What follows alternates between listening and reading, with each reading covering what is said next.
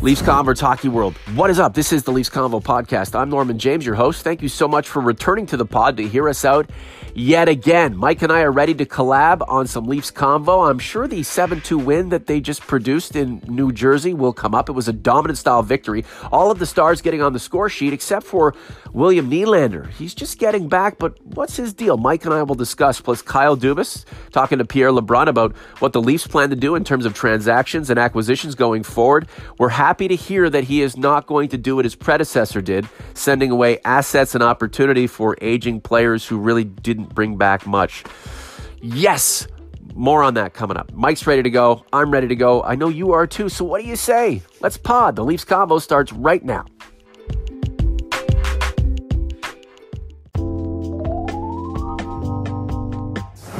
And we are joined by my podcast partner in crime, Mike Augello, the 7-2 Leafs Vic in New Jersey. All the top stars of the Maple Leafs scoring goals or assisting or being in on the play. It was a thing of beauty considering the team over the last, 4 or 5 games hadn't looked all that great. Yeah, they salvaged in part the road trip. They end up 2-2-1, so they end up 500 on the road trip, which based on their previous record on the road is not great, but you'll take 500 on the road. And it was a nice bounce back effort. I think it was a complete dominant performance against the team that is, at the bottom of the Eastern Conference right now. The big players showed up, Tavares and Matthews and Kadri with the number of assists, but they also got production from that fourth line with Tyler Ennis getting a couple goals. So it was a really good effort and a way to cap off a road trip that was, sort of strewn with potholes, but they got through it. That win in New Jersey seemed to be a typical Maple Leafs win, which is nice to see. Did they do the things that you want, knowing that a lot tougher contests with greater consequences await? Well, I mean, you don't take things for granted, and we've seen Leaf teams in the past go into places like Buffalo or play teams like Florida or whoever at the bottom of the standings and not be able to win, not just sort of mail it in. And it's refreshing that this team was able to bury two teams in terms of Carolina and New Jersey on this road trip. Now, they came up against a really hot Alexander Barkov against Florida with the hat trick, so that cost them a point. But, they beat the teams that they needed to beat. Now they have to beat the teams that they're going to need to beat in the playoffs, namely Tampa Bay and possibly Boston, to really make some progress. So John Tavares scoring goals, Mitch Marner picking up assists, Nazem Kadri with 3 apples. I love that stuff. We have a little snippet from a recent podcast in which we praise Mr. Kadri, number 43. It's on the YouTube Leafs Combo channel right now. I'll pop some links in. You can go find it. We got so much stuff on the YouTube channel. Mike, you know this because you're on most of it.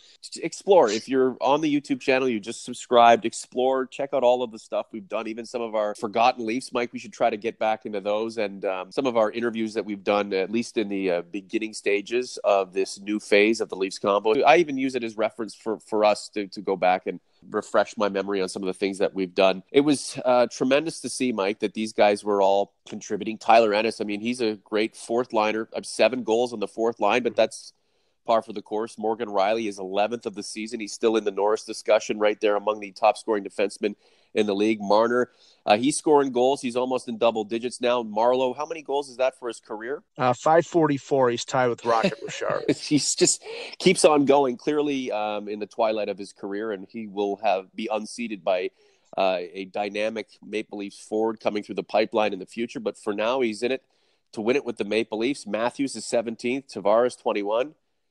I'm looking on here.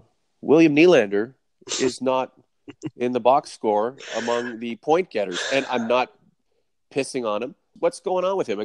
Because I'm sure there are stat people out there who can make a case for William Nylander being the best winger in the league since his return, based on some of the things he's done. But at least statistically, we're not seeing him. I'm not saying that's a bad thing.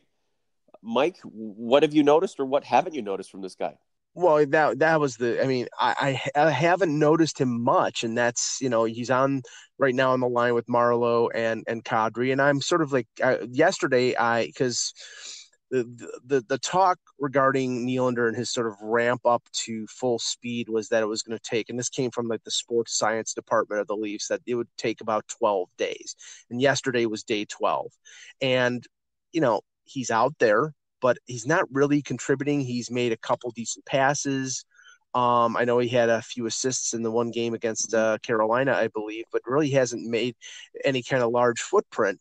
And I can understand that because he didn't have a training camp and he missed 2 months of the season. But this is why I asked that question to Mike Babcock when he was signed, the day he was signed, and he responded with a rather terse no in terms of my suggestion that I remember that. that he should be playing in the American Hockey League for a couple games, at least to sort of get up to speed. Mm-hmm. Well, we see what the results are. I mean, he's playing against NHL competition that is 2 months into a regular season, and he's lagging a little bit behind. Now, I think he'll snap out of it. I think he'll start scoring. I don't doubt that he is the player that we have seen the first 2.25 years in the NHL of his career. But it's a little unfair to put him in while everybody else is at full speed when he's at 3/4 speed. So I'm going to cut him some slack, but I think that they made a little bit of a misjudgment in not letting him play in the American Hockey League at least a couple games. I called for that to happen. That clearly didn't. I don't know why Kyle Dubas isn't calling me personally to consult with me and to get my ideas. I'm at a loss, Mike. William Nylander was so built up during the impasse by the analytics crowd that as momentum started to build and more people began to attach themselves to this pro Nylander idea of him being one of the best, if not the best player in the league, the letdown here is that in reality, he's not Alex Ovechkin. He's not Connor McDavid. He's not Mario Lemieux. He's not Sidney Crosby. He's a great player based on the things that he's done over the first few seasons of his career. But he's not a superstar. And that is evident because if he were a superstar, I mean, he would be on the score sheet already. Like Austin Matthews comes back, he just gets it done. William Nylander is that second-tier guy. That doesn't mean he can't score 35 or 40 or have great entry zone numbers or make the guys better around him or be a 5-on-5 dynamo at some point. But he became holier than thou. We created this image of him. Our understanding of him as a player had become embellished because of this impasse. And now that he's finally back on the ice, some people want to jump on him because he's not doing what the expectations were built up for him to do. And he's just slowly getting back into the groove. And I think we all kind of need to just let him get his legs, find his way. And for him, he's going to have to start to produce on any line that he is situated on. I hope his existence with the Maple Leafs isn't incumbent upon him riding shotgun or flanking Austin Matthews, and that's it. Well, I mean, that's the concern, and we'll watch what's going on. But remember, the main criticism going, while the contract negotiations were going on was when Matthews was out last year for 20 games, Nylander had 3 goals. I've always said he's a very good player, but he's a complementary player, and he works the best with Matthews. And you can see that other players do that. That was my case of saying, okay, trade him at a certain point when his value is at its highest. Now, I think it'll still be high because I think eventually they're going to put him back with Matthews. He's going to score goals, but that concern is what mitigates his value. But he's being paid as somebody who is going to have to score. And right now he's not doing it, but I think he will. But I still think that down the road, he is somebody that this organization considers trading, and I don't care what was promised. There is no trade clause, and things change. LMFAO, Mike. LOL, Mike. Do not mention William Nylander as a potential trade piece because that shows that you have avoided indoctrination into the Society of Nylanderites. Okay? And that's not a good thing because everyone has to think the same thing. This is the Leafs Convo. Norman James with Mike Augello. I watch Leafs Nation Network all the time. I have no life when I'm not working. It's either Leafs Nation Network or CNN, and CNN can just be ridiculous and depressing. So I watch the Leafs Nation Network, and I watch the whole feature on the Leafs mothers who are just having a good time in Tampa and in Florida and not chirping with people on Twitter or chirping with the media or making things worse for their hockey playing sons, and that was fantastic. Today I'm watching the recap of the Leafs and Devils. Hey, you're kind of a Jersey boy at heart, aren't you? Yeah, I've been to the Rock once, and let's just say a block outside of the Rock is like downtown Beirut. So I got there as quick. I got out there as quickly as That's the possible. best downtown Beirut, Michael. I love it when you get sarcastic and you get funny, man, because it's in you. Anyhow, they threw up a chyron about Freddie Anderson coming back to earth, 6-4. I mean, his record is what it is. The record's really not that big a deal. It's the other numbers. He had a 2.53 goals against with a 919 save percentage. November, even better. 202 GAA and a 942 save percentage. Now he's come back to earth, folks. Look out. 3-2-1 in December, a 357 goals against and an 892 save percentage.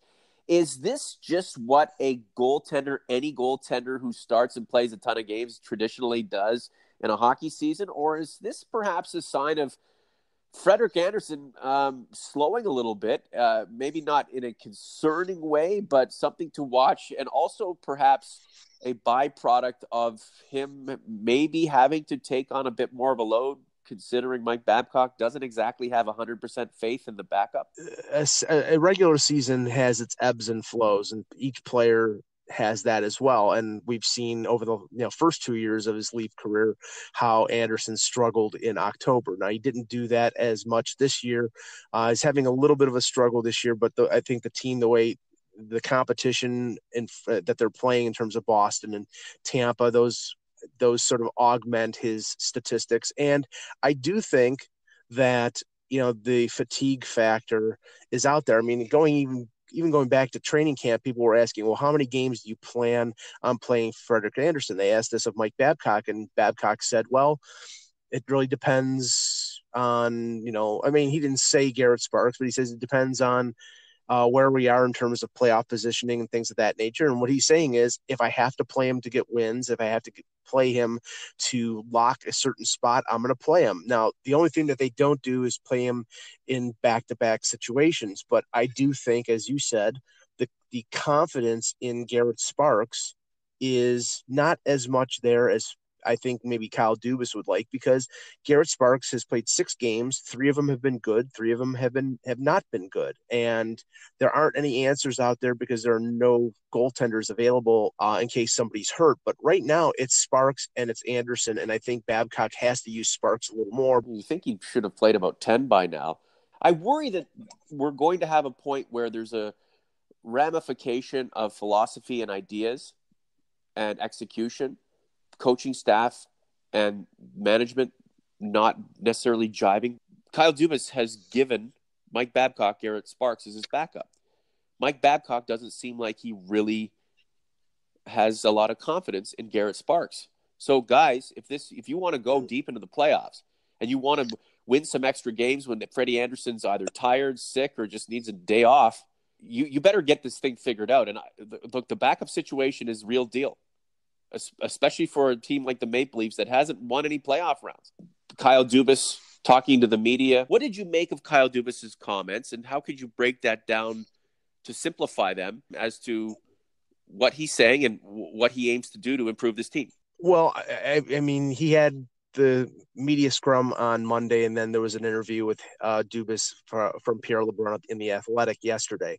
And the thing that was the most sort of revealing of both of those situations was the fact that he is looking in a best case scenario to get Austin Matthews and Mitch Marner locked up before the trade deadline, because if he can do that, then he has some cost certainty and he knows how much he'll have to spend going forward. And basically what he said is, I can't go out and make the trades that I want to trade with the uncertain future of not knowing what the cost point for Matthews and Marner is. So, I mean, if there's an uncertainty there and it goes into the off season, then you may not see as many moves as we would like to upgrade the team. Now, he also said that he doesn't like the rental market. And if you look at the rental defensive market, it's essentially, other than Tyler Myers in Winnipeg and Erik Karlsson in San Jose, who both of them will not be moved, and a guy like Anton Strawman, who will not be moved by Tampa,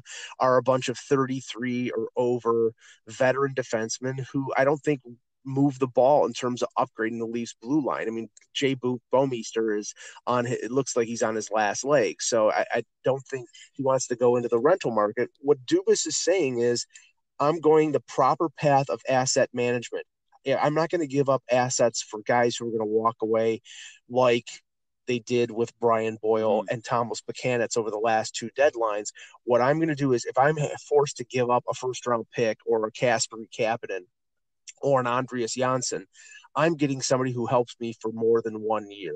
And that makes sense. I mean, that's the best case scenario. So I think they're targeting the Alex Pietrangelos or the Colton Parekos or Pesci or Falk, those guys who have more than a year left. And that is the smart way to go. In other words, he's saying, I'm not risking anything other than standard risk. They're not going to roll the dice on a rental player, a short-term player, to try to be the cherry on top to go and win this thing. And we may even see the Leafs do minimal dealings and hope for the best. Well, I think they're going to make deals. I really do. But I think what he is saying, and I completely agree with it, to give up a second-round pick for an aging Thomas Buchanan who could not play 10, a Habs legend, who could not play 10 games the next season.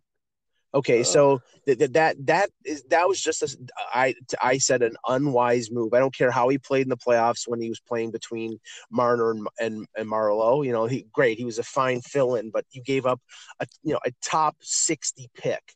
Who advocated that trade for Thomas Plekanec? Who was the guy? Exactly. If he doesn't change his ways of thinking and how this team is going to be comprised and how ultimately succeed or fail, and have that align with what management is thinking, we're going to have some problems going forward. I think they're relatively on the same page, but I think, Dubas is in control of who they go out and get. And if they go out and trade for a top four defenseman like a Pesci or a Pietrangelo or a Parayko, Mike Babcock cannot treat him like Frankie Corrado or Josh Levo. The guy has to play in the lineup, and he will.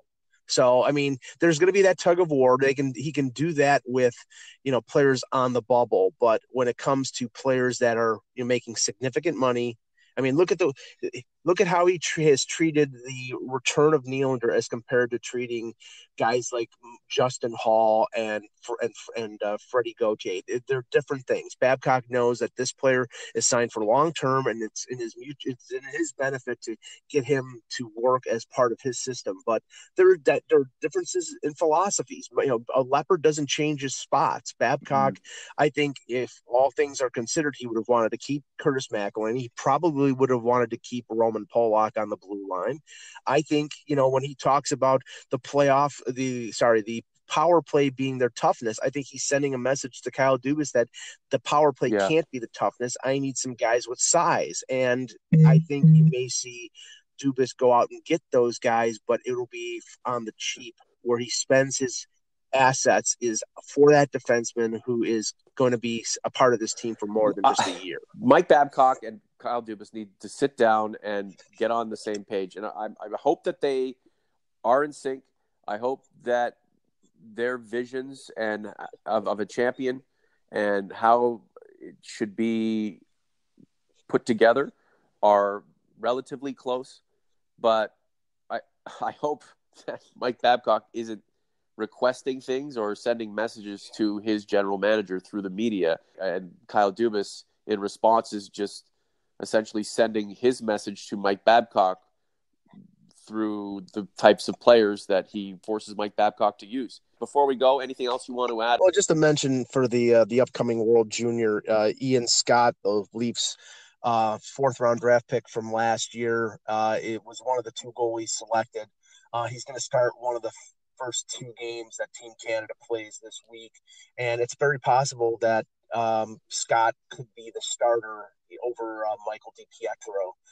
who won a Memorial Cup. But it's sort of, it's going to be up to the coach of Team Canada to decide which way. But you're going to see him. You're going to see Rasmus Sandin, who's had a great year in the American Hockey League. Unfortunately, you're not going to see Timothy Liljegren because he had a high ankle sprain early this month and is unable to play. And by Dubas's comments, that high ankle sprain probably will prevent Liljegren from playing in the NHL this year. The plan was essentially to do what they did with Travis Dermott and call him up in January. And since he'll be out probably upwards of six weeks with a high ankle sprain, it'll set him back, and more than likely you won't see Liljegren until next year. That would have been nice to see him if he were the young Cub being welcomed in by a group of grizzled, hungry, starving for a cup veterans. If it's just another kid joining a bunch of kids, I don't know if it would have been totally necessary, considering the Leafs need to hold a spot or two on that blue line for players with a little bit more experience who can help level this team up and get it really running towards the Stanley Cup. We'll see how it all plays out. Michael, be well, my friend. We'll talk to you hopefully before Christmas.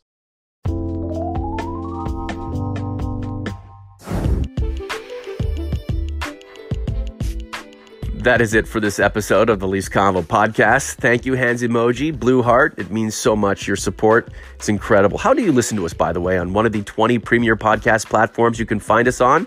Or where it all happens, the home base, youtube.com/The Leafs Convo. Let me know at Norman James TLC or holler at me in the YouTube comment section. So that means you got to go to YouTube either way. Subscribe. We need you.